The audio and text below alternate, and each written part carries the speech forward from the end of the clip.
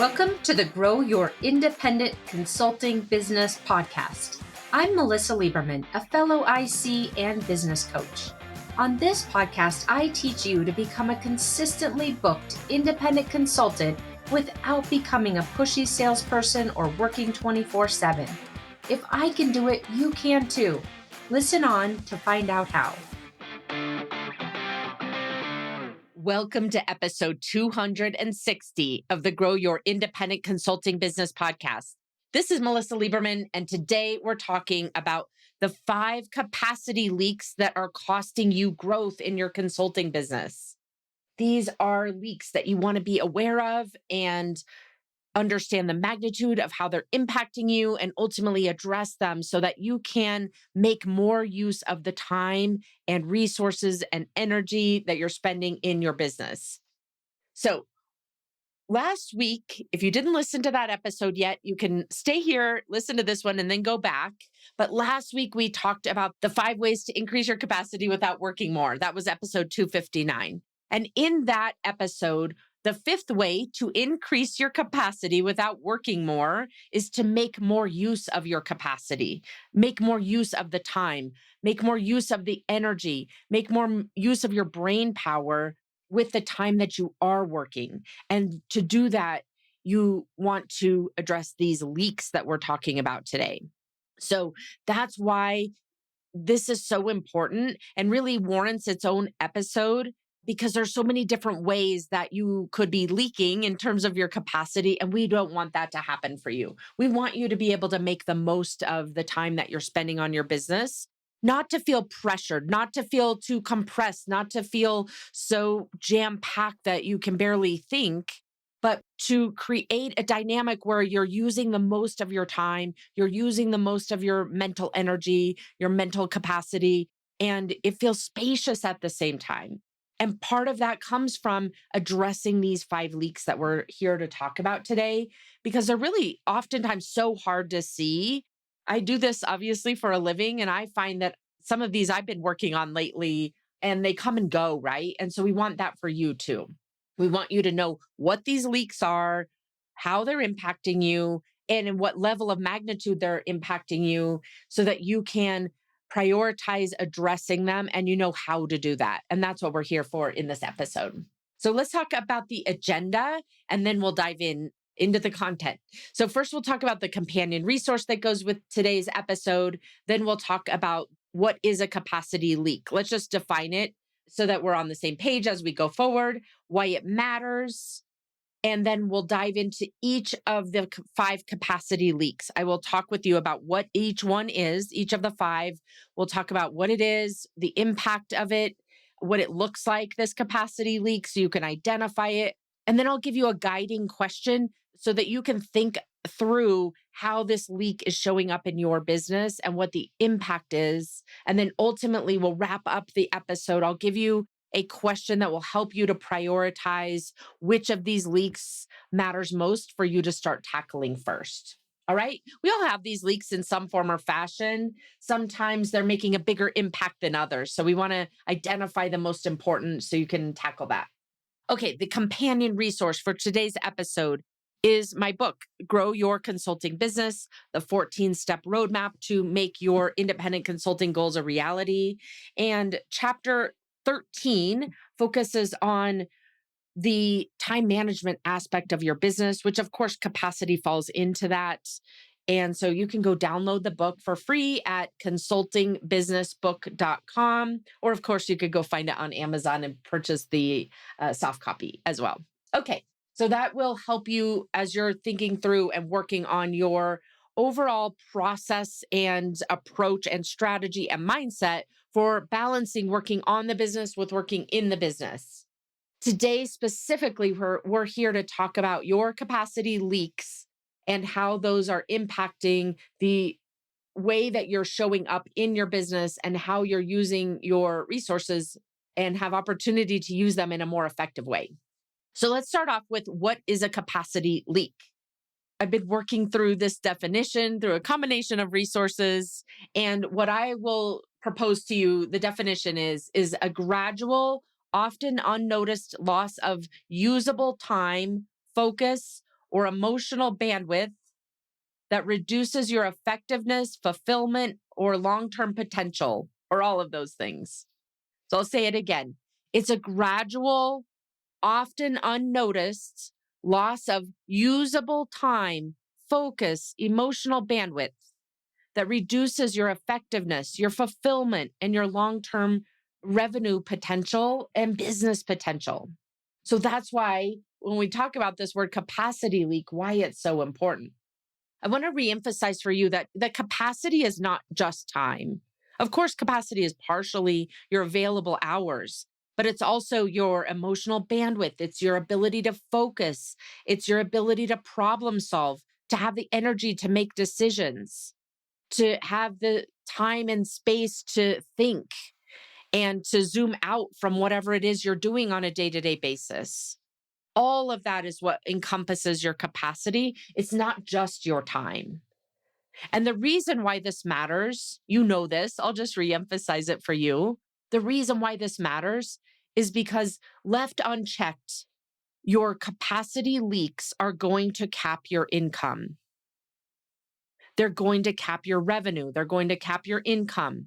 They're going to dilute the quality of your thinking, of your problem solving, of your ability to create methodologies and frameworks out of the work that you do with your clients. They're going to cap your ability to think and problem solve, and in order to productize the work that you do, for example.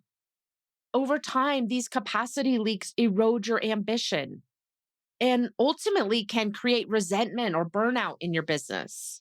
And the thing is we don't lose capacity in a dramatic way, right? It's a slow leak most of the time. Slow leak. Unless something really big has happened in your life or your business, these are slow leaks that accumulate and compound over time. And then you wonder, why have I hit this revenue ceiling? Why am I constantly plateaued at the same revenue amount? Why am I constantly plateaued and I can't seem to get to the place where I'm working 30 hours a week? I keep working 40 or 50. I want to get down to 30 and I want to make more money at the same time. The goals that you've got set and you wonder why they're not happening, look at these capacity leaks. These are likely the root causes of you having plateaued, at least in part. And we want to address these. So let's talk about the 5 capacity leaks. I'll tell you what all of them are, and then we'll go in one by one and dive into them in detail. So you can identify the impact of each of these leaks on your business and ultimately prioritize them. So the 5 capacity leaks. The first is the business model leak. The second is your boundary leak. The third is your focus leak.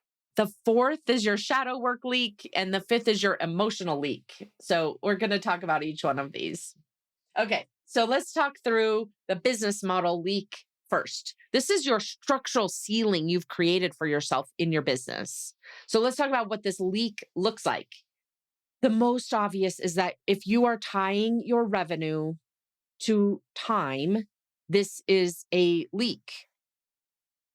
When you're tying, for example, your revenue to hours, then your motivation and your way of making money is to work more, is to jam pack as much work hours, because those are billable, into your day, into your week. And as a result, you don't have that ability to work on your business or as much as you want to. You don't have that mental space to work on shifting into strategy type work instead of execution type work, as an example. And so then you end up creating this leak for yourself because of the way that you've set up your business model. Or maybe you're not pricing based on the hours. Maybe you're pricing on project-based work or even value-based pricing. Maybe you're underpricing. Your business model has set you up to underprice in one of those areas. And you get forced into over delivery because you've got to take on more clients to fill in the gaps. Or in your business model, maybe you're missing a clear entry point, like the foot in the door offer that we talk about on this podcast and I help people create in the lead gen sprint. When you don't have a clear entry point and you're not sought after for the type of work that you do, and you might not even know what you want to be known for, then you've got this business model leak. because it doesn't make it easy for ideal clients to find you or for you to even know what you're talking about with those ideal clients. And another type of business model leak is when you're saying yes to misaligned work. So you're taking on work. Maybe it's a work, the type of work that you want to be doing, but the client is a red flag. You know that they're going to be challenging before you even, sign the contract, but you talk yourself into it because you want the revenue. Those are all examples of what a business model leak looks like. And you know this, but the impact is that you end up working harder to grow the business, and that ultimately your revenue, your income, your energy, your creativity, the amount of hours that you're working are all maxed out. Let me say this a different way. One thing is maxed out, the amount of hours that you want to be working. The other thing that's not maxed out is your income, your energy, your creativity. Those of it is ceiling, right? You've hit a cap because of the way that you set up your business model. And I'll call that a leak for you. It's a capacity leak because you've set up a structure that has a ceiling embedded in it. So, I'll give you for this one is, in what ways is your current business model designed to expand your capacity? So, what is working? In other words, what's working about your current business model that is set up in a way that will help you to continue to expand your capacity? Is it your pricing model? Is it what you offer? Is it your ideal client profile? Is it the way you deliver? So, in what ways is your current business model designed to expand your capacity? And then the opposite is, in what ways is your current business model constraining your capacity, setting up an artificial limit for you?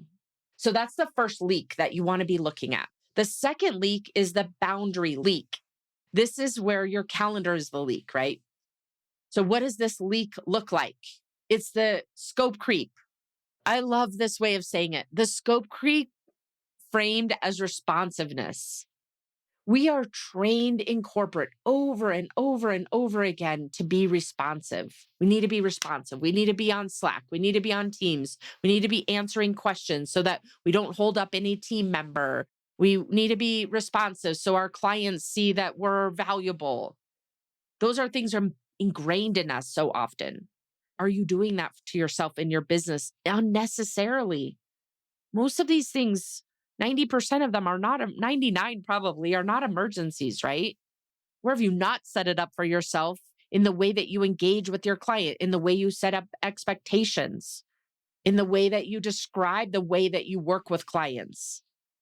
Where have you created these boundaries and where are they missing? Most of the time, they're missing. And then we end up absorbing urgency that isn't ours. We end up over accommodating because we don't want the client to feel that we're not valuable or necessary. And we end up saying yes when it costs focus for that client work, when it costs focus for our own business. That's what this boundary leak looks like. And of course, the impact is you end up diluting yourself, not only for your own business, but also for your client. When you're constantly feeling like you're playing whack-a-mole and trying to answer them, trying to be responsive, not having any boundaries, so you don't even know if you're holding them up or not because they're not even defined, you end up diluting yourself for both your impact on your own business as well as your ability to impact that client because you're spread so thin. So the question for you with respect to the boundary leak is, where are you saying yes out of habit? Where are you missing boundaries? The clear definition and articulation and expectation setting of boundaries in your business and in the way that you onboard clients so that they clearly know what to expect. And then you know exactly what you're delivering and how responsive you need to be in certain situations and what can have some space to respond, for example. Okay, that's the second leak, which is the boundary leak. The third leak is the focus leak. This is your stalled momentum. What this leak looks like is when you've got multiple priorities. You've got an inbox dictating your day, or a calendar dictating your day, or both the calendar and the inbox dictating your day. You've got too many offers going on or audiences. You don't have a specialization defined yet. You may have just been starting out. It's okay.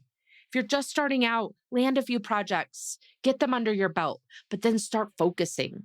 This is the constant context switching. And it's you not having a protected time in your calendar for your business growth. It's the lack of definition of how you want to be using your day and the lack of following through once you do have that definition of how you want to be using your day and your week. This is how most of us live, right? Kind of bouncing from one fire or one need to another. And we become so distracted, we become so diluted, and it creates this focus leak. This can be as simple. I was talking with a client the other day, and she shared that her biggest focus leak is working at home and running and doing a load of laundry, running and doing, a load of dishes. It can be as simple as that, the focus leak. It can be also look like you not having time blocks on your calendar where you're just responding to the needs of a client and not having truly allocated or committed to time on your calendar on a weekly basis for business development, for focusing on building assets in your business, for focusing on building IP in your business. When you don't have an intentional plan in place, then you're just letting that reactivity run your business. And that's not what a business owner does, or at least a successful one. So you want to be setting yourself up to know exactly what it is that makes the most sense to be focusing on and leveraging your time, your mental energy, your emotional energy, your problem solving mindset, your problem solving mental capacity, and then ultimately following through on that. So you know exactly where you intend to focus and then setting yourself up to follow through on that focus. Ultimately, addressing this leak is incredibly important because this is how you make the most of your time and your mental resources, your emotional resources to ultimately create the results that you're looking for in your business. Each one of these leaks is important in its own way, and we want to make sure that we're addressing them. Okay, so the question you want to be asking yourself to identify the impact of your focus leak is what is currently fragmenting your attention so often that you never actually feel finished with anything. Ask yourself, what is that diversion that's happening? For you, it might be a specific client or a specific person at a specific client, or it might be the laundry that I was describing to you, or something else, your dog that needs a walk. Whatever it is, you want to be looking at this so that you can address it. Okay, the fourth of 5 leaks is the shadow work leak. This is what I'll call false productivity. False productivity. So, what does this leak look like? The shadow work leak. This is you having a perfectionism approach to something. This is you researching and trying to get more details instead of just making a decision. This is you over analyzing. This is you over complicating. This is you over planning instead of acting. I do this all the time. I find, I catch myself. I'm faster at catching myself, but it feels so much better to sit down and make a plan and build out, this is what my quarterly plan looks like. This is what my daily and weekly plan look like. I need to reorganize my to-do list. Now, of course, a lot of those things are important, having a quarterly plan, a monthly plan, a weekly plan, a daily plan. But reorganizing your to-do list, even though it feels amazing, is a leak. It's not as impactful as just doing the things instead of reorganizing them. I know for me, another example is sometimes I think, well, that new thing came into my list, like maybe an email came in and it's not as important as these other things in my list. So I better put that on my list and then I don't do it. And so then I have to rewrite it on my list or move it in my digital thing. And ultimately, it ended up costing me so much more time than if I had just responded right away. But it comes from this sort of quote unquote smart thinking of, well, that's not the highest priority at the moment. I already set my highest priority. And so I'll put it on the list to be addressed when it becomes a priority. That seems kind of smart. But at the end of the day, you end up just sort of this shell game versus setting aside time 30 minutes a day to reply to as many emails as possible or do these sort of lowest hanging fruit. But the thing you want to be thinking about is that's the work that happens at the end of the day when your brain has been exhausted by all the amazing work you've done earlier. Versus I was talking to a client the other day and she told me, I just like to get a lot of my admin done at the first of the day because it makes me feel productive. It feels less cluttered. It kind of clears my mind. So as many things as I can check off my list as possible, I want to do just to get that off my plate. And then I feel like I can focus. But instead, that is the false productivity. That's exactly what we're talking about right now. Those things are not what move the needle, for example, with revenue generation, landing new clients, business development, or that big project that you're working on, or the proposal. Those are the things that feel messy and feel like they're clouding our mind, but really it's our brain distracting us, trying to get us to go do the things that are easiest, that are most comfortable, that don't push our sense of comfort. It's trying to get us to go do those things rather than the things that move the needle. And for you, what she and I worked on is every day starting off with an hour of business development. Like, have time for coffee, have time to read if you want to read, have time to go on a walk or work out, and then do the business development, and then do the bulk of the client work. And then at the end of the day, doing these admin things that give a bit of dopamine when you're checking off so many things off the list. But knowing why you're doing this and looking at the impact and organizing your day in a way that the shadow work doesn't take over, the organizing instead of acting, the over planning instead of acting, the doing these tiny admin things instead of the most important priorities, the researching instead of deciding, all of this extra work that we take on that feels productive, but is actually coping mechanism to avoid experiencing the hard thing, like making a decision, like doing some business development that might not feel great, but we know we need to do. That's what this shadow work is. So the question that I'll give you for this one is, where are you investing energy and activity that feels comfortable or productive, but does not materially move your business forward? I'll say it again.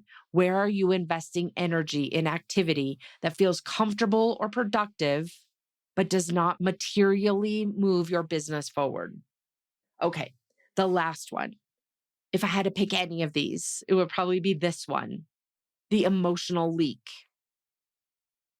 This is self-contraction. What does this emotional leak look like?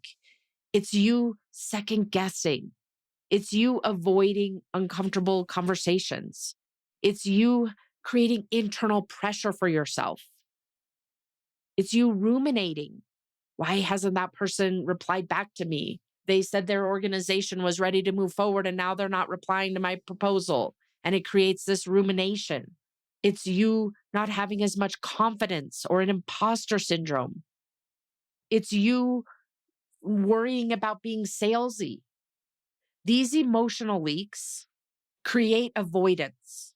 And because we don't want to feel a negative emotion, I'll use that word negative. They don't have to be negative. Feeling disappointed isn't necessarily negative. It feels terrible. It's not negative.